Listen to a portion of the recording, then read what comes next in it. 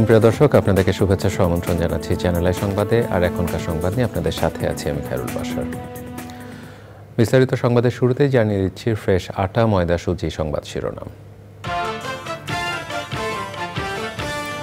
কিছুদিনের মধ্যে জুলাই গণ অভ্যুত্থানের ঘোষণাপত্র তৈরি ও উপস্থাপনে সরকারের সিদ্ধান্ত। মঙ্গলবারে কর্মসূচি নিয়ে বৈঠকে বৈষম্য বিরোধী ছাত্র আন্দোলন ও জাতীয় নাগরিক কমিটি। রমজানের দ্রব্যমূল্য ও পণ্য সরবরাহ স্বাভাবিক রাখতে প্রধান উপদেষ্টার নির্দেশ। শিল্প এলাকার শান্তি শৃঙ্খলা নিশ্চিতে মাঠ প্রশাসনকে সতর্ক থাকার পরামর্শ। সরকার বা আদালত আওয়ামী লীগকে নিষিদ্ধ না করলে ইসি ভোটে নিষেধাজ্ঞা দিতে পারবে না। 6 মাসের মধ্যে ভোটার তালিকা হালনাগাদ। একদিন পিছিয়ে সচিবালয়ে আগুনের প্রাথমিক তদন্ত প্রতিবেদন মঙ্গলবার। কিছু সাংবাদিককে বিশেষভাবে সচিবালয়ে প্রবেশের অনুমতি। ময়মনসিংহের ভালুকায় ব্যক্তি মালিকানাধীন জমি দখলে ভূমিদস্যু ও অসাধু কর্মকর্তারা। উচ্চ আদালতের নিষেধাজ্ঞা অমান্য করে দখল।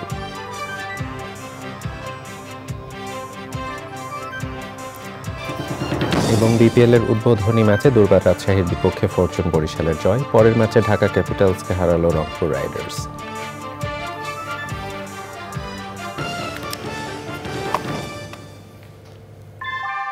আমরা তৈরি করি বিশ্বমানের জার্মান প্রযুক্তির ভূমিকম্প সহনশীল থার্মেক্স রড, যা আপনার স্থাপনাকে নিরাপদ রাখে প্রজন্ম থেকে প্রজন্ম। সালাম স্টিল, মোস্ট ডিউরেবল স্টিল। দর্শক, এতক্ষণ সংবাদ শিরোনামগুলো জানাচ্ছিলাম। এখনকার সংবাদ আয়োজন একই সঙ্গে চ্যানেল আইয়ের ইউটিউব চ্যানেল এবং চ্যানেল আইয়ের ওটিটি প্ল্যাটফর্ম আইস্ক্রিনে লাইভ স্ট্রিমিং হচ্ছে। এবার নিয়ে যাচ্ছি বিস্তারিত আয়োজনে। অন্তর্বর্তী সরকারের পক্ষ থেকে জাতীয় ঐক্যমত্যের ভিত্তিতে জুলাই গণ অভ্যুত্থানের একটি ঘোষণাপত্র তৈরির উদ্যোগ গ্রহণ করা হয়েছে।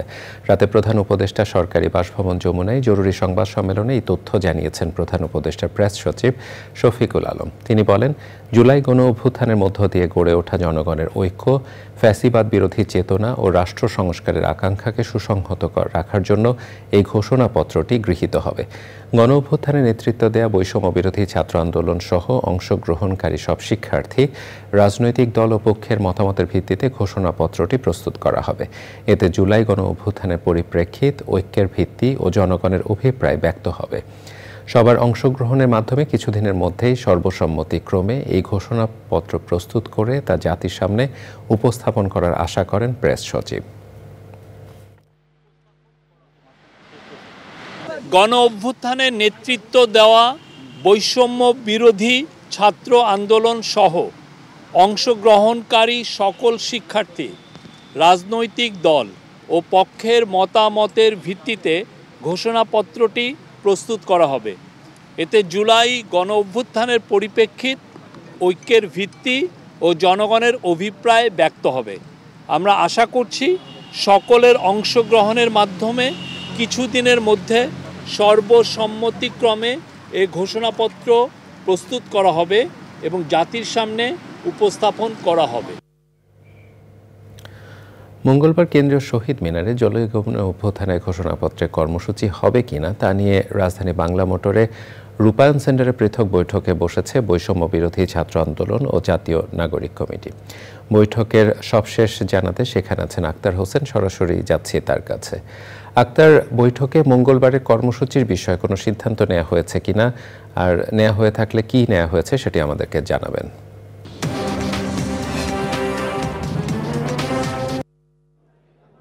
জুলাই গণ অভ্যুত্থানের মধ্য দিয়ে দেশের যেই রাজনৈতিক পরিবর্তন হয়েছে এবং যে অর্জন হয়েছে, সেই অর্জনকে স্থায়ী রূপ দেওয়ার জন্য এই একটি ঘোষণাপত্র তৈরির এবং ঘোষণা দিয়েছিল যে এই আন্দোলনের যে সম্মুখ সারিতে যারা নেতৃত্ব দিয়েছিলেন সেই বৈষম্য বিরোধী ছাত্র আন্দোলনের নেতৃবৃন্দরা। তো তারপর থেকে কিন্তু বিভিন্ন মহলে এই ঘোষণাপত্র নিয়ে আলোচনা শুরু হয়েছে এবং তারই প্রেক্ষিতে যখন আগামীকাল কিন্তু শহীদ মিনারে এই কর্মসূচিটি হওয়ার কথা রয়েছে এবং সব ধরনের প্রস্তুতি কিন্তু রেখেছে বৈষম্য বিরোধী ছাত্র আন্দোলন এবং জাতীয় নাগরিক কমিটির নেতারা, তারা এমনটাই জানাচ্ছেন। তবে সন্ধ্যার পর থেকে প্রধান উপদেষ্টার দপ্তর থেকে তাদের সেই কর্মসূচিটি স্থগিতের আহ্বান জানানো হয় এবং তারা বলছেন যে সকল দলমত নির্বিশেষে সকলের অংশগ্রহণের ভিত্তিতেই সরকার একটি উদ্যোগ নিয়েছে ঘোষণাপত্র ঘোষণাপত্রের জন্য। তারই প্রেক্ষিতে জরুরি ভিত্তিতে এই বৈষম্য বিরোধী ছাত্র আন্দোলন এবং জাতীয় নাগরিক কমিটির নেতাকর্মীরা তারা বৈঠকে বসেছে এবং এই মুহূর্তে আমি যে রয়েছি বাংলা মোটর রূপায়ণ সেন্টারের দ্বিতীয় তলায় বৈষম্য বিরোধী ছাত্র আন্দোলনের কেন্দ্রীয় কার্যালয়টি হিসেবে ব্যবহৃত হচ্ছে এই ফ্লোরটি।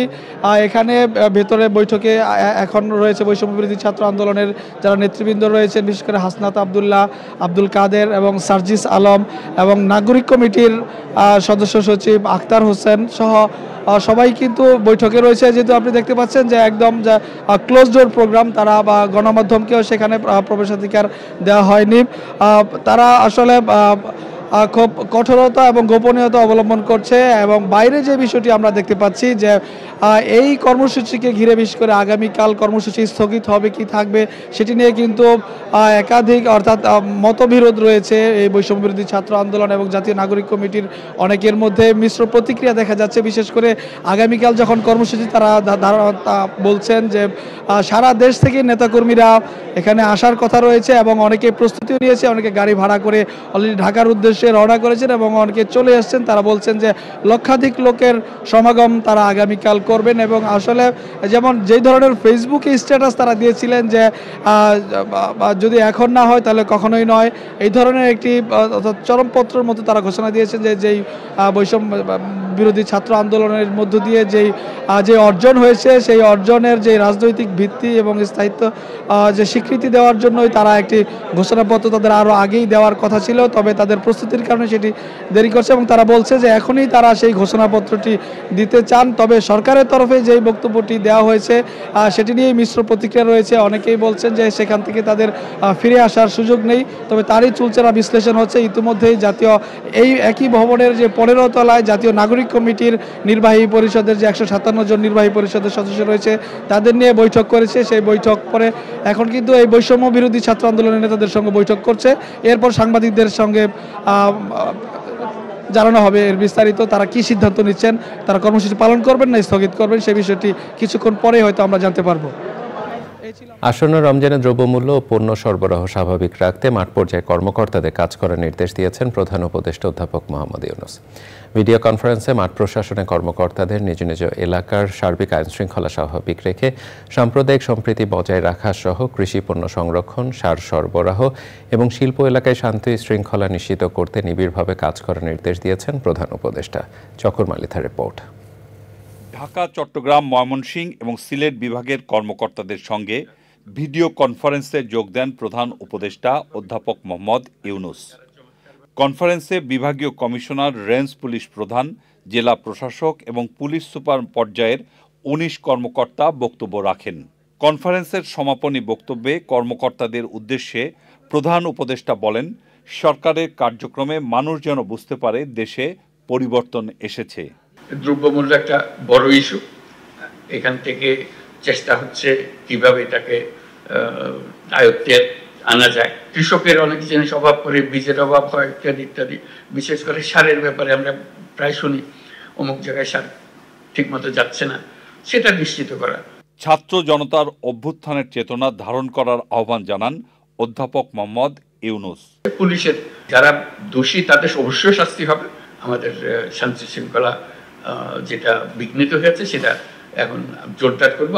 শুধু আগের পর্যায়ে ফিরে যাবো তা না, আগের চাইতে সুন্দরভাবে করবো। আমরা যে কাজই করি না কেন, যে অভ্যুত্থানের কাঠামোতে আমরা সেই কাজগুলো করি, যে স্পিরিটটাকে যেন আমরা সামনে নিয়ে আসতে পারি। শান্তিপূর্ণভাবে যাতে সংস্কার কাজ সম্পন্ন করা যায় সেজন্য সচেতন থাকতে কর্মকর্তাদের নির্দেশ দেন তিনি। আমরা যেন নিজেরা নিয়মের ভেতরে থাকি এবং মানুষকেও জানাই যে আমরা নিয়মের মধ্যে আছি। আমরা নিয়ম করলে নিয়মটা পালন করি, কথা দিলে কথাটা রাখি, তাহলে কাজ অনেক সুন্দরভাবে অগ্রসর হতে পারে। স্থানীয় প্রশাসনকে ধর্ম, বর্ণ নির্বিশেষে সবার অধিকার নিশ্চিত করার আহ্বান জানিয়েছেন প্রধান উপদেষ্টা। চকর মালিথা, চ্যানেল আই, ঢাকা। প্রধান নির্বাচন কমিশনার AM নাসির উদ্দিন বলেছেন, সরকার কিংবা আদালত আওয়ামী লীগকে নিষিদ্ধ ঘোষণা না করলে নির্বাচন কমিশন ভোটে নিষিদ্ধ করতে পারবে না। সকালে চট্টগ্রাম সার্কিট হাউসে ভোটার তালিকা হালনাগাদ ও ত্রয়োদশ জাতীয় সংসদ নির্বাচন উপলক্ষে নির্বাচন কর্মকর্তাদের সাথে মতবিনিময়ে সিইসি কথা বলেন। তিনি বলেন, আগামী 6 মাসের মধ্যে ভোটার তালিকা হালনাগাদ করা হবে। এ সময় আঞ্চলিক নির্বাচন কর্মকর্তা মোহাম্মদ ইউনুস আলী, জেলা নির্বাচন কর্মকর্তা এনামুল হক সহ জেলা ও উপজেলা নির্বাচন কর্মকর্তারা উপস্থিত ছিলেন। এটা মূলত রাজনৈতিক সিদ্ধান্ত হবে এবং এটাও শোনা যাচ্ছে যে কে কোর্টে মামলা করেছে এই দলকে যাতে ইলেকশনে না আসতে পারে সেটা আদেশ চেয়ে মামলা করেছে শুনেছি। আর যদি কোর্ট যদি রায় দেয়, আমরা কোর্টের রায় দ্বারা যেভাবে দেয় সেইভাবেই ব্যবস্থা নেব। তবে ওই পুরানো যে দলের কথা বলছেন, এরা কিন্তু বহু আগে রেজিস্টার্ড। সুতরাং সরকার যদি কোনো দলকে নিষিদ্ধ ঘোষণা না করে, তাদের রেজিস্ট্রেশন তারা আমরা বাতিল করতে পারি না। বিভিন্ন দল ও ব্যক্তির মধ্যে মতপার্থক্য থাকলেও তা যেন দেশ বা দেশের মানুষকে ক্ষতিগ্রস্ত না করে, এজন্য সবাইকে সজাগ থাকার আহ্বান জানিয়েছেন বিএনপির ভারপ্রাপ্ত চেয়ারম্যান তারেক রহমান। নীলফামারী সদর উপজেলায় র্যাবের ক্রসফায়ারে নিহত বিএনপি নেতা গোলাম রাব্বানীর পরিবারকে নতুন বাড়ি হস্তান্তর অনুষ্ঠানে ভার্চুয়ালি যুক্ত হয়ে তিনি বলেন, উন্নয়ন ও গণতান্ত্রিক পরিবেশ চাইলে নির্বাচন প্রক্রিয়ার মধ্যে ফিরিয়ে আনতে হবে দেশকে। নীলফামারী থেকে আনোয়ারুল আলমের পাঠানো তথ্য ভিডিও চিত্রে মইনুল হাসানের রিপোর্ট। 2014 সালে র্যাবের ক্রসফায়ারে নিহত হন বিএনপির নেতা গোলাম রব্বানী। তিনি নীলফামারী সদরে লক্ষ্মীচাপ ইউনিয়ন বিএনপির সাংগঠনিক সম্পাদক ছিলেন। আমরা বিএনপি পরিবারের উদ্যোগে ক্রসফায়ারে নিহত গোলাম রাব্বানী পরিবারের জন্য নবনির্মিত বাড়ির চাবি হস্তান্তর অনুষ্ঠানের আয়োজন করে জেলা বিএনপি। পরে গোলাম রাব্বানীর স্ত্রীর হাতে বাড়ির চাবি তুলে দেন বিএনপির জ্যেষ্ঠ যুগ্ম মহাসচিব রুহুল কবির রিজভী। এ সময় যুক্তরাজ্যের লন্ডন থেকে ভার্চুয়ালি যুক্ত হয়ে বক্তব্য রাখেন বিএনপির ভারপ্রাপ্ত চেয়ারম্যান তারেক রহমান। জানান, স্বৈরাচারের প্রেতাত্মারা এখনো ষড়যন্ত্র করছে। দেশ গড়তে চাইলে সবাইকে ঐক্যবদ্ধ থাকতে হবে। স্বৈরাচার দেশ ছেড়ে পালিয়ে গিয়েছে, এখন সামনে হচ্ছে দেশ গড়ার সময় এবং এই দেশকে যদি গড়তে হয়, দল মত নির্বিশেষে আমাদের সকলকে ঐক্যবদ্ধ হতে হবে। আমরা যদি ঐক্যবদ্ধ থাকতে পারি, আমরা যদি দৃঢ়ভাবে প্রতিজ্ঞ থাকতে পারি, তাহলেই এই দেশকে আমরা সামনের দিকে নিয়ে যেতে পারবো। দেশকে নির্বাচনমুখী করার আহ্বান জানিয়ে তিনি বলেন, গণতন্ত্র ফিরিয়ে আনা এবং নির্বাচন প্রক্রিয়া অব্যাহত রাখা জরুরি। মানুষের অধিকার প্রতিষ্ঠিত করার জন্য নিজের জীবনকে উৎসর্গ করেছে। ইনশাআল্লাহ আমাদের জীবনের শেষ দিন পর্যন্ত আমাদের চেষ্টা অব্যাহত থাকবে এই দেশে বাংলাদেশের মানুষের অধিকারকে প্রতিষ্ঠিত করার জন্য। দোয়া করবেন যাতে আমি দ্রুত আপনাদের মাঝে ফিরে আসতে পারি। জনগণের জন্য একটি সুখী সমৃদ্ধ দেশ গঠনে বিএনপির নেতাকর্মীদের আহ্বান জানান তারেক রহমান। ক্ষমতার উৎস জনগণ। এই কথা মইনুল হাসান, চ্যানেল আই, ঢাকা। বাংলাদেশ জামায়াত ইসলামীর আমির ডাক্তার শফিকুর রহমান বলেছেন, মুক্তিযুদ্ধ নিয়ে যারা চেতনার কথা বলেন, নরেন্দ্র মোদীর মহান বিজয় দিবস নিয়ে পোস্টের সময় তাদের চেতনা কোথায় ছিল। ঠাকুরগাঁও জেলা স্কুল মাঠে জেলা জামায়াত ইসলামীর কর্মী সম্মেলনে তিনি কথা বলেন। জামায়াতের আমির বলেন, ডামি সরকার হওয়ার কারণে এক ফুৎকারেই উড়ে গেছে আওয়ামী লীগ, স্বৈরাচারের চ্যাপ্টার ক্লোজ হয়ে গেছে। বিস্তারিত তাফহিমুল ইসলামের রিপোর্টে। ঠাকুরগাঁও জেলা স্কুল বড় মাঠে জেলা জামায়াতে ইসলামীর কর্মী সম্মেলনে কেন্দ্রীয় নেতাদের পাশাপাশি বিভিন্ন স্তরে নেতাকর্মীরা উপস্থিত ছিলেন। আমরা সর্বাত্মক সহযোগিতা করব। অনুষ্ঠানে প্রধান অতিথি জামায়াতের আমির জুলাই গণঅভ্যুত্থানের পরবর্তী বাংলাদেশের সংঘটিত সব অপরাধের তদন্ত সাপেক্ষে শ্বেতপত্র প্রকাশের দাবি জানান। 24-এর 5 আগস্ট পর্যন্ত, এমনকি আজকের দিন পর্যন্ত বাংলাদেশে এরকম যতগুলা অঘটন ঘটেছে তার সুষ্ঠু তদন্ত হোক, তার শ্বেতপত্র জাতির সামনে প্রকাশ করা হোক। প্রতিবেশী দেশগুলো শান্তিতে থাকুক, তারা যেন বাংলাদেশের অশান্তির কারণ না হয় জানিয়ে জামায়াতের আমির বলেছেন, বাংলাদেশের বিজয় দিবসে ভারতের প্রধানমন্ত্রীর টুইটের বিষয়ে চেতনাবাদরা কথাই ছিল। এবারকার মহান বিজয় দিবসে ভারতের প্রধানমন্ত্রী এইটাকে ভারতের বিজয় দিবস দাবি করে টুইট করেছেন। আপনারা বলুন, এই বিজয় বাংলাদেশের না ভারতের? বাংলাদেশের যদি বিজয় হয়ে থাকে আর ভারতের প্রধানমন্ত্রী যদি এই বিজয় তাদের বলে দাবি করে, আপনারা চুপ কেন? আপনাদের চেতনা কোথায় যায় তখন? জামায়াতের আমির বলেছেন, এদেশের মানুষ বিশ্বের বিভিন্ন দেশে গিয়ে সে দেশের চেহারা পরিবর্তন করে দিচ্ছে, কিন্তু আফসোস নিজেদের দেশের চেহারা পরিবর্তন করা যাচ্ছে না। তাফহিমুল ইসলাম, চ্যানেল আই। আইন উপদেষ্টা ডক্টর আসিফ নজরুল জানিয়েছেন, জুলাই শহীদ পরিবারের মামলা সহায়তায় আইন মন্ত্রণালয়ের অধীনে 7 দিনের মধ্যে লিগ্যাল এইড সেল গঠন করা হবে। রাজধানী নগর ভবনে জুলাই শহীদ স্মৃতি ফাউন্ডেশনের অর্থ সহায়তা অনুষ্ঠানে ফাউন্ডেশনের সাধারণ সম্পাদক সার্জিস আলম বলেছেন, শহীদ পরিবার শুধু অর্থ সহায়তা নয়, হত্যাকাণ্ডের বিচার চায়। বিস্তারিত জাকিয়া আক্তারের রিপোর্টে। ছাত্র জনতার অভ্যুত্থানে শহীদ পরিবারকে 5 লাখ টাকা করে অর্থ সহায়তা দেওয়া শুরু করেছে জুলাই স্মৃতি ফাউন্ডেশন। গত 3রা নভেম্বর প্রথম দফায় শতাধিক পরিবারকে এই সহায়তা দেওয়া হয়। দ্বিতীয় পর্যায়ে সোমবার সকালে নগর ভবনে শহীদ পরিবারের সদস্যদের আর্থিক সহায়তা দেওয়া হয়। আওয়ামী লীগের গণহত্যার বিচার তাদের নিয়োগ দেওয়া লোক দিয়ে করা সম্ভব নয় মন্তব্য করে আইন উপদেষ্টা আসিফ নজরুল বলেন, সঠিক বিচার কাজের জন্য যা যা দরকার সবকিছুই পরিবর্তন করা হয়েছে। যখন চার্জশিট হয়ে যাবে, চার্জ গঠন হয়ে যাবে, তোমরা ঘন ঘন প্রতিদিনই টেলিভিশনে দেখবা যাদেরকে গ্রেফতার করা গেছে তাদের বিচার প্রক্রিয়াটা, তখন তোমাদের কাছে আরো দৃশ্যমান হবে, তখন তোমাদের মনে হবে যে কাজ হচ্ছে। বিচার নিয়ে শহীদ পরিবারের সদস্যদের চাওয়া সম্পর্কে কথা বলেন জুলাই স্মৃতি ফাউন্ডেশনের সাধারণ সম্পাদক সার্জিস আলম। আমাদের গতির কিছু সীমাবদ্ধতা আছে, আমাদের সামর্থ্যের কিছু সীমাবদ্ধতা আছে, কিন্তু এই ফাউন্ডেশনে যারা রয়েছে তারা কেউ শহীদ পরিবারের সদস্য, কেউ চোখের সামনে লাশ দেখেছে, রক্ত দেখেছে, ওই মিছিলের প্রথম সারিতে ছিল। প্রত্যেকটি মানুষ আপনাদেরকে ওম করে, আপনাদের ব্যথাগুলোকে অনুভব করে। অনুষ্ঠানে বিদ্যুৎ ও জ্বালানি উপদেষ্টা ফাউজুল কবির খান, মৎস্য ও প্রাণী সম্পদ উপদেষ্টা ফরিদা আক্তার এবং পরিবেশ, বন ও জলবায়ু পরিবর্তন এবং প্রাণী সম্পদ উপদেষ্টা সৈয়দা রিজওয়ানা হাসান উপস্থিত ছিলেন। Zakia Akter, channel I, Dhaka. সচিবালয়ে অগ্নিকাণ্ডের প্রাথমিক তদন্ত প্রতিবেদন জমার সময় একদিন বাড়ানো হয়েছে। ক্ষতিগ্রস্ত 7 নম্বর ভবনটি এখনও তদন্ত সংশ্লিষ্টদের তদারকিতেই আছে। সোমবার দুপুরের পর কিছু সংখ্যক সাংবাদিকদের বিশেষ ব্যবস্থায় সচিবালয়ে প্রবেশের অনুমতি দেওয়া হয়। বিস্তারিত জানাচ্ছেন রফিকুল বাশার। শুনশান নীরবতা সচিবালয়ে, জনকোলাহল নেই, বাড়তি কোনো মানুষের আনাগোনাও নেই।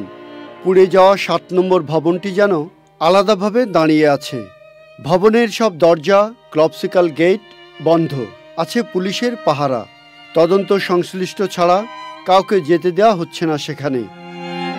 দুপুরের পর সচিবালয়ে প্রবেশের অনুমতি দেওয়া হয় সাংবাদিকদের। ভবনের বাইরে থেকে এখনও পোড়া গন্ধ পাওয়া যাচ্ছে। দেখা যাচ্ছে পুড়ে যাওয়া 4টি তলার প্রায় 200 কক্ষ। সচিবালয়ে অগ্নিকাণ্ডের প্রাথমিক তদন্ত প্রতিবেদন দেওয়ার কথা ছিল সোমবার। কয়েকটি সংস্থা আলাদা আলাদা তদন্ত করছে বলে তা সমন্বয় করে এখনও প্রতিবেদন তৈরি করা যায়নি। তাই প্রতিবেদন দিতে কমিটির পক্ষ থেকে সময় চাওয়া হয়। এজন্য একদিন সময় বাড়ানো হয়েছে। স্বরাষ্ট্র মন্ত্রণালয়ে দীর্ঘ সময় হয়েছে তদন্ত কমিটির বৈঠক। বৈঠক শেষে কমিটির প্রধান সাংবাদিকদের বলেন, সব আলামত সংগ্রহ করা হয়েছে। এখানে অনেকগুলো দল কাজ করছে একসাথে। সেনাবাহিনীর থেকে টিম কাজ করছে, বুয়েটের বিশেষজ্ঞরা কাজ করছে, পিডব্লিউডির লোকেরা কাজ করছে, পুলিশের লোকেরা কাজ করছে, আইসিটির লোকেরা কাজ করছে। 5টা টিমের থেকে বিভিন্ন রকম আলামত সংগ্রহ করে এগুলো আমরা ডিসকাশন করে কোরিলেট করে এগুলোর একটা কনক্লুশন আসার চেষ্টা করছে। আর কিছু জিনিস আছে যেগুলো ক্যাপাসিটি আসলে আমাদের দেশে নাই এখন পর্যন্ত। বিদেশে যেখানে এটা সুবিধা আছে সেখানে পাঠাবো। সচিবালয়ের 7 নম্বর ভবনটি এখনও তদন্ত সংশ্লিষ্টদের নিয়ন্ত্রণেই আছে। এই ভবন আবার মেরামত করে ব্যবহার করা যাবে কিনা তা পরীক্ষা করছেন প্রকৌশলীরা। প্রাথমিকভাবে মেরামত করা যাবে মনে হয় আর কি। Rafiqul Bashar, channel I, Dhaka. তারুণ্যের উৎসব 2025-এর উদ্বোধনী খামে সই করেছেন প্রধান উপদেষ্টা অধ্যাপক মোহাম্মদ ইউনূস। বিকেলে রাষ্ট্রীয় বাসভবন যমুনায় এই আয়োজন করা হয়। যুব ও ক্রীড়া মন্ত্রণালয় কর্মসূচির অংশ হিসেবে 30শে ডিসেম্বর থেকে তারুণ্যের উৎসবের কর্মসূচি শুরু হয়েছে। এই কর্মসূচি আগামী 19শে ফেব্রুয়ারি 2025 পর্যন্ত চলবে। তারুণ্যের উৎসব বিপিএল 2025-এর সহযোগিতায় বিভিন্ন কমিউনিটি এনগেজমেন্টের মাধ্যমে তরুণদের মধ্যে খেলাধুলার প্রসারে কাজ করবে। এর মধ্যে থাকবে তরুণদের জন্য স্থানীয় ক্রীড়া টুর্নামেন্ট এবং কমিউনিটি ক্রিকেট ক্লিনিক, যা তাদের অংশগ্রহণ ও দক্ষতা বৃদ্ধিতে সহায়ক হবে। সাবেক প্রধানমন্ত্রী শেখ হাসিনার প্রতীকী ফাঁসি দিয়েছে ছাত্রদল। সোমবার রাজধানী কারওয়ান বাজারে সার্ক ফোয়ারার সামনে শেখ হাসিনা প্রতিকৃতিতে জুতার মালা পরিয়ে প্রতীকী ফাঁসি দেয় সংগঠনটি। শেখ হাসিনাকে শীঘ্রই দেশে ফিরিয়ে এনে ফাঁসি কার্যকরের দাবি জানায় বিক্ষুব্ধ ছাত্ররা। এ সময় ঢাকা মহানগর উত্তর ছাত্রদলের সভাপতি ফখরুল ইসলাম ফাহাদ সহ কেন্দ্রীয় ছাত্রনেতারা উপস্থিত ছিলেন।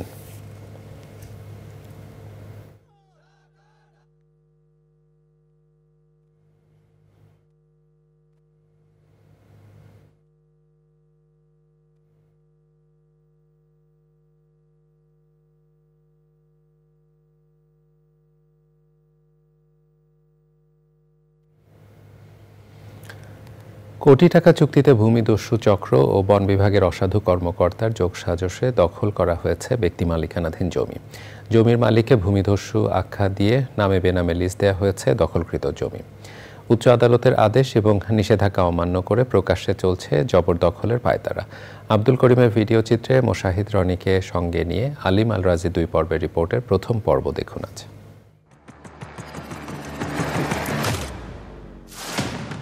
ময়মনসিংহের ভালুকার হবিরবাড়ি ইউনিয়নের আমতলী এলাকা। দেখে বিস্তীর্ণ ভাগার মনে হলেও ব্যক্তি মালিকানাধীন জমি এটা। প্রায় 20 বছর আগে ময়মনসিংহ ঢাকা মহাসড়কের পাশে 35 বিঘা জায়গা কিনেন নাজমুল ইসলাম। ঘটনাচক্রে তিনি হয়ে গেছেন ভূমিদস্যু। অঘটন ঘটনা আর অভিযোগের সত্যতা যাচাইয়ে সরেজমিন তদন্তে চ্যানেল আই প্রকৃতি সংবাদ টিম। ঘটনার সূত্রপাত 2006 সাল। স্থানীয় বন বিভাগ দাবি করে নাজমুল ইসলামের জমিতে রয়েছে বনের জায়গা। এরই ধারাবাহিকতায় প্রশাসনের উদ্যোগে করা হয় জরিপ ও স্কেচ ম্যাপ। ঘোষণা আসে এই জমি বনের অন্তর্ভুক্ত নয়। হাইকোর্টের রুল অমান্য করে ওনারা ময়লা ফেলতেছে, এদিকে দখল করতেছে। তবে বছর না ঘুরতেই 2007 সালে রায়ের বিরুদ্ধে বিভাগীয় অতিরিক্ত কমিশনারের আদালতে আপিল করে বন বিভাগ। আগের আদেশ বহাল রেখে আপিল খারিজ করে দেন আদালত। আমরা এই আতঙ্কে আছি যে স্যারের এইসব জায়গাটা ওনার বেগুনের চাষ করতেছে মোরগঙের পরিবার, আমার টিনের ঘরগুলি নাই, এদিক দিয়ে বড় বড় টিন ছিল, স্টিলের গেট ছিল, সব উদাও করে ফেলছে। তবে আবারও বিপত্তি বাধে 2017 সালে। ভুক্তভোগীর অভিযোগ মোটা অঙ্কের টাকা দাবি করেন খোদ বন বিভাগের বিট কর্মকর্তা। প্রতিকারের আশায় এবার উচ্চ আদালতের দ্বারস্থ হলেও থামেনি বিড়ম্বনা।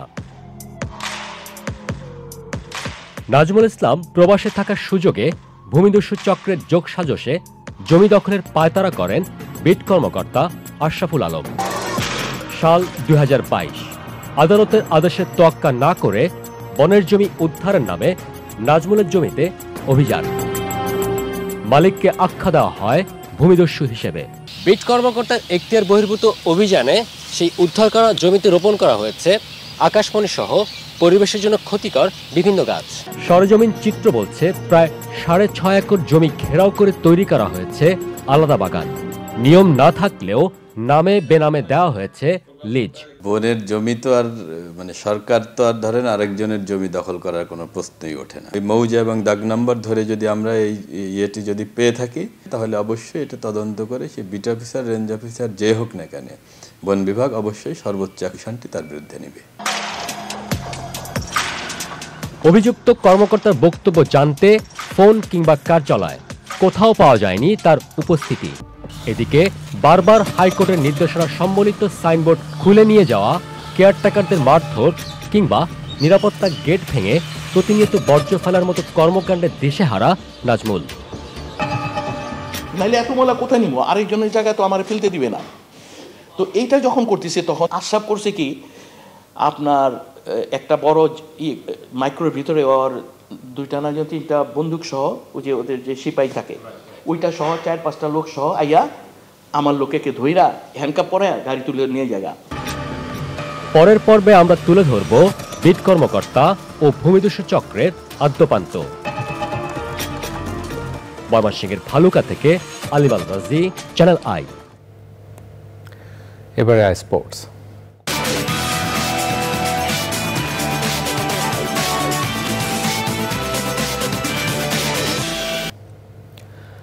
স্বল্প পুঁজিতে ঘরে বসে নারীদের স্বাবলম্বী করে তোলার উদ্যোগ হিসেবে নারায়ণগঞ্জে 20 শিক্ষার্থীকে নানা ধরনের খাবার তৈরির প্রশিক্ষণ দিয়েছে কুকিং অ্যাসোসিয়েশন। সংশ্লিষ্টরা বলছেন, খাবারের গুণগত মান ধরে রেখে রান্না শেখানোর পাশাপাশি উদ্যোক্তা তৈরির এমন আয়োজন অর্থনীতিতে গুরুত্বপূর্ণ অবদান রাখবে। নারায়ণগঞ্জ থেকে ফিরে জাকি আক্তারের রিপোর্ট। রান্না শিখুন, আত্মনির্ভরশীল হন প্রতিপাদ্যে রান্নাকে শিল্প হিসেবে গড়ে তোলার পাশাপাশি স্বল্প আয়ের নারীদের স্বাবলম্বী করতে সারা দেশে রান্না প্রশিক্ষণ ও প্রতিযোগিতা করছে কুকিং অ্যাসোসিয়েশন। এরই ধারাবাহিকতায় নারায়ণগঞ্জের নবীগঞ্জে টি হোসেন হাউজে 20 শিক্ষার্থীকে সিঙ্গারা ও ডালপুরি তৈরি শেখানো হয়। পুষ্টিমান ধরে রেখে মুখরোচক খাবার তৈরি প্রশিক্ষণ শেষে প্রতিযোগিতায় অংশ নেন শিক্ষার্থীরা। যেহেতু প্রথমবারই ফার্স্ট আসছি, অনেক আগ্রহ, সামনে আরো ভালো কিছু হবে। আমার চিন্তা ভাবনা ফিউচারে কিছু করার এই ফুড রিলেটেড। এই ধরনের প্রশিক্ষণ শিক্ষার্থীদের উদ্যোক্তা হিসেবে গড়ে তুলবে বলে মনে করেন রন্ধনশিল্পীরা। ওরা খুব ইন্টারেস্ট নিয়ে এগুলা আমাদের কাছে শিখতে চায়, যার জন্য আমরা ঢাকার বাইরেও গিয়েও কাজটা করি। রান্না কি শেখা লাগে? রান্না কি আবার মানুষের কাছে শিখতে হয়? কিন্তু এখন কিন্তু সেটা নেই, এখন কিন্তু একটু প্রাথমিক শিক্ষা লাগে। সারা দেশে এই কার্যক্রম আরও বেশি ছড়িয়ে দিতে সরকারি অনুদান কার্যকর ভূমিকা রাখবে এমন প্রত্যাশা কুকিং অ্যাসোসিয়েশনের। এটা বাংলাদেশে আমরা এর মধ্যে প্রায় 20টা জায়গায় যে করেছি এবং এটার জন্য আমরা খুবই প্রশংসিত। পুঁজি দিয়ে দিলাম যাতে তারা সিঙ্গারা ডালপুরি তৈরি করে স্কুল কলেজে টিফিনে বিক্রি করে তারা স্বাবলম্বী হবে। 64টা জেলার মধ্যে আমরা অলরেডি 30টা জেলায় আমাদের প্রতিনিধি আছে এবং আমাদের ছোট ছোট অফিস আছে সেখানে। আমার মনে হয় সরকারি কিছু অনুদান পেলে আমরা পুরো বাংলাদেশে সারা বছর এরকম প্রকল্প করতে পারবো। রান্না প্রশিক্ষণ ও প্রতিযোগিতার পাশাপাশি দিনভর আনন্দে মেতে থাকেন কুকিং অ্যাসোসিয়েশনের সদস্যরা। নারায়ণগঞ্জ থেকে ফিরে জাকিয়া আক্তার, চ্যানেল আই। প্রিয় দর্শক, সংবাদের পর্যায়ে নিচ্ছে একটি বিরতির পরে দেখবেন। দর্শক, আবার আমন্ত্রণ জানাচ্ছি চ্যানেল আই সংবাদে। পিলখানা হত্যাকাণ্ডে সুষ্ঠু পুনঃতদন্ত দাবি করেছেন শহীদ সেনা পরিবারের সদস্যরা। সোমবার রাষ্ট্রীয় অতিথি ভবন যমুনায় প্রধান উপদেষ্টার সঙ্গে সাক্ষাৎকালে এই দাবি জানান তারা। একই সঙ্গে 25শে ফেব্রুয়ারিকে শহীদ সেনা দিবস হিসেবে ঘোষণা করার দাবিও জানিয়েছেন তারা। এত বছরও এই হত্যাকাণ্ডের পূর্ণাঙ্গ তদন্ত না হওয়ার বিস্ময় প্রকাশ করেন প্রধান উপদেষ্টা প্রফেসর মোহাম্মদ ইউনূস। তিনি বলেন, সরকারের যতটুকু সামর্থ্য রয়েছে তা দিয়ে সংক্রান্ত সব তথ্য প্রকাশ করা হবে। জাতীয় প্রেস ক্লাবের 25তম দ্বিবার্ষিক সাধারণ সভা অনুষ্ঠিত হয়েছে। সকালে প্রেস ক্লাব মিলনায়তনে এই সভা হয়। জাতীয় প্রেস ক্লাবের সভাপতি হাসান হাফিজের সভাপতিত্বে দ্বিবার্ষিক সাধারণ সভায় সিনিয়র সাংবাদিক, ক্লাব কমিটি, ক্লাবের স্থায়ী ও সহযোগী সদস্যরা উপস্থিত ছিলেন। সভায় সাধারণ সম্পাদক, কোষাধ্যক্ষ ও অডিট প্রতিবেদন উপস্থাপন করা হয়। এবছরে প্রেস ক্লাবের আয় হয়েছে 6 কোটি টাকা, যা গত বছরের চেয়ে 2 লাখ টাকা বেশি। গত প্রতিষ্ঠাবার্ষিকীর পর থেকে এ পর্যন্ত জাতীয় প্রেস ক্লাবের 33 জন সদস্য মারা গেছেন। প্রান্তিক নৃগোষ্ঠীর কণ্ঠস্বর গণমাধ্যমে গুরুত্বের সঙ্গে তুলে ধরার তাগিদ দিয়েছেন বিশিষ্টজনেরা।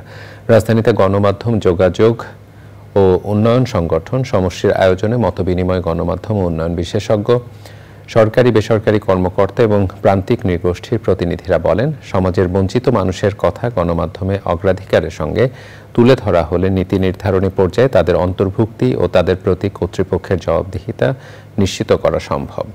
কমিউনিটি রেডিওর মাধ্যমে জনপরিসরে প্রান্তিক নৃগোষ্ঠীর কণ্ঠস্বর তুলে ধরা বিষয়ে প্রকল্পের আওতায় এই আয়োজনটি একটি কমিউনিটি রেডিও সহায়িকা উন্মোচন করা হয়। ইউরোপীয় ইউনিয়নের অর্থায়নে ফ্রি প্রেস আনলিমিটেড ও আর্টিকেল 19 এর সহযোগিতায় প্রকল্পটি বাস্তবায়ন করছে সমষ্টি চাঁপাইনবাবগঞ্জের রেডিও মহানন্দা, মৌলভীবাজারের রেডিও পল্লীকণ্ঠ এবং সাতক্ষীরার রেডিও নলতা। এবারে নিটল টাটা আন্তর্জাতিক সংবাদ।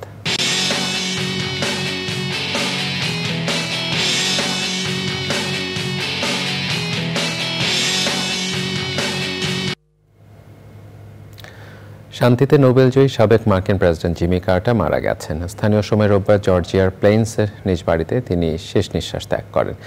তার বয়স হয়েছিল 100 বছর। জিমি কার্টারের মৃত্যুর খবর নিশ্চিত করেছে তার প্রতিষ্ঠান Carter centre. Democrat Jimmy Carter 1977 থেকে 1981 সাল পর্যন্ত মার্কিন প্রেসিডেন্টের দায়িত্ব পালন করেন। তিনি ইতিহাসের সবচেয়ে দীর্ঘজীবী প্রেসিডেন্ট। অক্টোবরে তার 100তম জন্মদিন উদযাপন করা হয়। জনপ্রিয়তায় হারিয়ে হোয়াইট হাউস ছাড়ার পর মানবিক কর্মকাণ্ডের মাধ্যমে নিজের সুনাম ফিরে পান জিমি কার্টার। এই কর্মকাণ্ডের স্বীকৃতি হিসেবে 2002 সালে তাকে শান্তিতে নোবেল পুরস্কারে ভূষিত করা হয়। নোবেলজয়ী সাবেক এই প্রেসিডেন্টের মৃত্যুতে শোক জানিয়েছেন মার্কিন প্রেসিডেন্ট জো বাইডেন ও যুক্তরাজ্যের প্রধানমন্ত্রী কিয়ার স্টারমার, ফ্রান্সের প্রেসিডেন্ট ইমানুয়েল ম্যাক্রো সহ বিশ্ব নেতারা।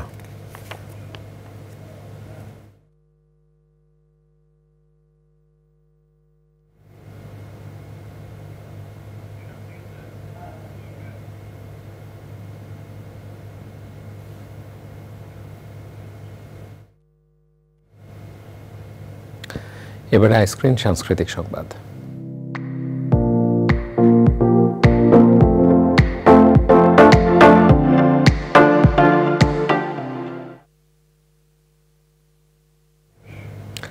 বিনোদনের স্মার্ট দুনিয়া ওটিটি প্ল্যাটফর্ম আইস্ক্রিনে প্রদর্শন হচ্ছে ক্লাসিক সব সিরিজ, সিনেমা ও নাটক। এরই ধারাবাহিকতা আইস্ক্রিনে এলো পুনর্জন্ম খ্যাত নির্মাতা ভিকি জাহেদের নাটক জন্মদাগ। আফরান নিশো, মেহজাবিন ও অর্ণব অন্তু অভিনীত প্রেম ও প্রতারণার গল্পে সাজানো এই নাটক। আইস্ক্রিন সাবস্ক্রাইব করে নাটকটি দর্শক উপভোগ করতে পারবেন।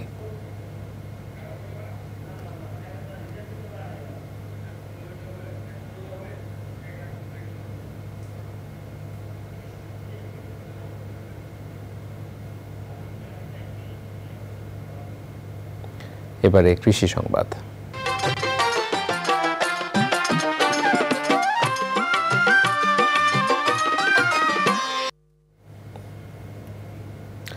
পটুয়াখালীতে এবার আমনের ভালো ফলন হয়েছে। জেলা সর্বত্র উপসি ও আগাম স্থানীয় জাতের আমন ধান কাটতে ব্যস্ত কৃষক। প্রতি হেক্টরে ফলন হয়েছে 4 টনেরও বেশি। ধান কাটা, মাড়াই, সিদ্ধ, শুকনো নিয়ে এখন ব্যস্ত সময় পার করছেন কৃষক। পটুয়াখালীতে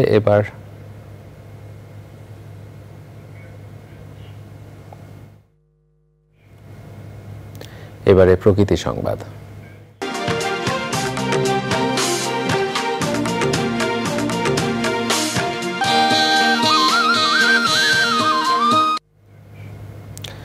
আইনের তোয়াক্কা না করেই সিলেটে নির্বিচারে কাটা হচ্ছে পাহাড় ও টিলা। পরিবেশ বিধ্বংসী কর্মকাণ্ডে ঘটছে প্রাণহানির ঘটনাও। বাংলাদেশ পরিবেশ আইনবিদ সমিতির আলোচনায় বক্তারা বলেছেন, সমন্বয়হীনতা, রাজনৈতিক প্রভাব, ব্যক্তি স্বার্থের প্রাধান্য ও প্রলম্বিত আইনি প্রক্রিয়ার কারণে বন্ধ হচ্ছে না পাহাড়ের খেকোদের দৌরাত্ম্য।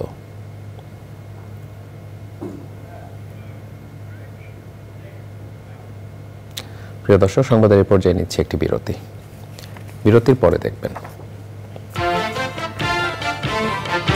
কক্সবাজারে টেকনাফে বনকর্মী সহ 19 শ্রমিককে অপহরণ, পাহাড়ে উদ্ধার অভিযানে বন বিভাগ ও পুলিশ।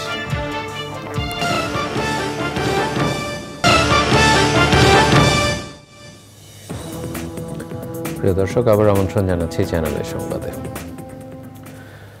বাংলাদেশ মিয়ানমার সীমান্তের অবস্থা পর্যবেক্ষণে স্বরাষ্ট্র উপদেষ্টা সফরের সময় কক্সবাজারে টেকনাফের বন বিভাগে কাজ করার সময় বনকর্মী সহ 19 শ্রমিককে অপহরণ করেছে সন্ত্রাসীরা। টেকনাফ উপজেলা নির্বাহী কর্মকর্তা শেখ এহসান উদ্দিন জানিয়েছেন, সকাল 10টার দিকে টেকনাফের রিলা ইউনিয়নের জাদিমোড়া পাহাড় থেকে তাদের অপহরণ করা হয়। অপহৃতদের মধ্যে 3 জন বনকর্মী ও 16 জন শ্রমিক। ইউএনও জানান, টেকনাফের রিলা জাদিমোড়া পাহাড়ে গাছের চারা রোপণ করতে গেলে বন বিভাগের কাজে নিয়োজিত 19 জন শ্রমিককে সন্ত্রাসীরা অস্ত্রের মুখে জিম্মি করে গহীন পাহাড়ের দিকে নিয়ে যায়। বন বিভাগ, পুলিশ ও স্থানীয়রা তাদের উদ্ধারের জন্য পাহাড়ে অভিযান চালাচ্ছেন। নতুন বাংলাদেশ গড়ার লক্ষ্যে গাজীপুরের জলাধার পরিষ্কার ও পরিচ্ছন্নতা কার্যক্রমের মধ্য দিয়ে তারুণ্যের উৎসব উদ্বোধন করা হয়েছে। জেলা প্রশাসনের উদ্যোগে শহরের টাঙ্কির পাড় এলাকার কার্যক্রমের উদ্বোধন করেন অতিরিক্ত জেলা প্রশাসক মোহাম্মদ কায়সার খসরু। এ সময় ছিলেন অতিরিক্ত জেলা প্রশাসক সার্বিক মোতাসেম বিল্লাহ, যুব উন্নয়ন অধিদপ্তরের উপপরিচালক হারুনা রশিদ খান এবং অন্যরা।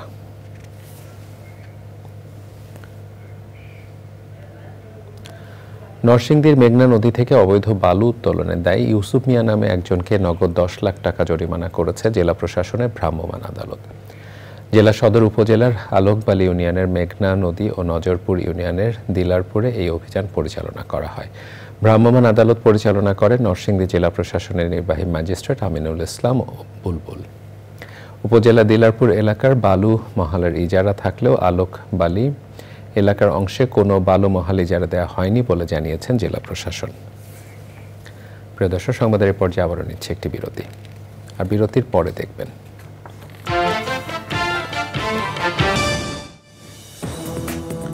প্রিয় দর্শক, আবার আমন্ত্রণ জানাচ্ছি চ্যানেল আই সংবাদে। বাংলাদেশ ইউনিভার্সিটি অফ প্রফেশনালস 27 থেকে 30 ডিসেম্বর পর্যন্ত হয়েছে skill based event BUP career is 2024। ক্যারিয়ারে অপরিহার্য দক্ষতা অর্জন করতেই এই ইভেন্টের আয়োজন করা হয়। সমাপনী অনুষ্ঠানে বিজয়ী শিক্ষার্থীদের হাতে ক্রেস্ট তুলে দেন বিশ্ববিদ্যালয়ের উপাচার্য professor doctor Khandaker Mokaddem Hossain, controller of exam brigadier general Abu Sayeed Mohammad Bakir এবং বিবিএ জেনারেলের ডিপার্টমেন্টের chairman lieutenant colonel SM Zobayer Alam. 4 দিনের এই আয়োজনে মিডিয়া পার্টনার চ্যানেল আই।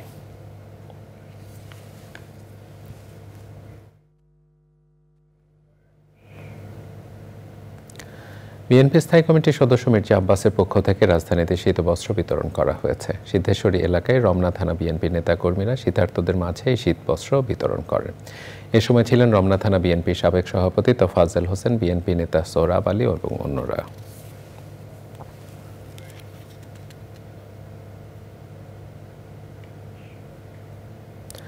নানা আয়োজনের মধ্যে দিয়ে জেদ্দায় নোয়াখালী উৎসব 2024 হয়েছে। অনুষ্ঠানে স্বাগত বক্তব্য দেন বৃহত্তর নোয়াখালী সমিতির সভাপতি উমর ফারুক চৌধুরী।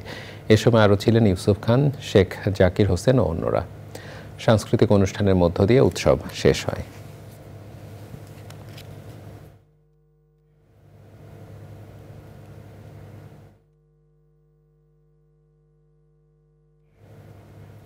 এবারে খেলার খবর।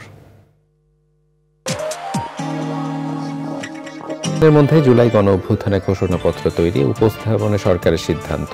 মঙ্গলবারের কর্মসূচি নিয়ে বৈঠকে বৈষম্য বিরোধী ছাত্র আন্দোলন ও জাতীয় নাগরিক কমিটি। রমজানের দ্রব্যমূল্য ও পণ্য সরবরাহ স্বাভাবিক রাখতে প্রধান উপদেষ্টার নির্দেশ। শিল্প এলাকা শান্তি শৃঙ্খলা নিশ্চিতে মাঠ প্রশাসনকে সতর্ক থাকার পরামর্শ।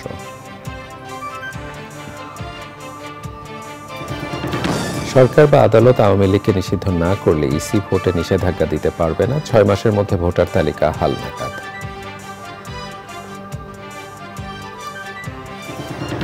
একদিন পিছিয়ে সচিবালয়ে আগুনের প্রাথমিক তদন্ত প্রতিবেদন মঙ্গলবার। কিছু সাংবাদিককে বিশেষভাবে সচিবালয়ে প্রবেশের অনুমতি।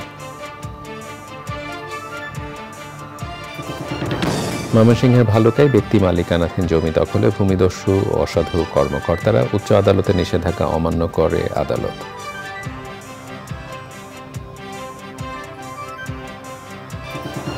এবং বিপিএল এর উদ্বোধনী ম্যাচে দুর্বার রাজশাহীর বিপক্ষে ফরচুন বরিশালের জয়। পরের ম্যাচে ঢাকা ক্যাপিটালসকে হারালো রংপুর রাইডার্স।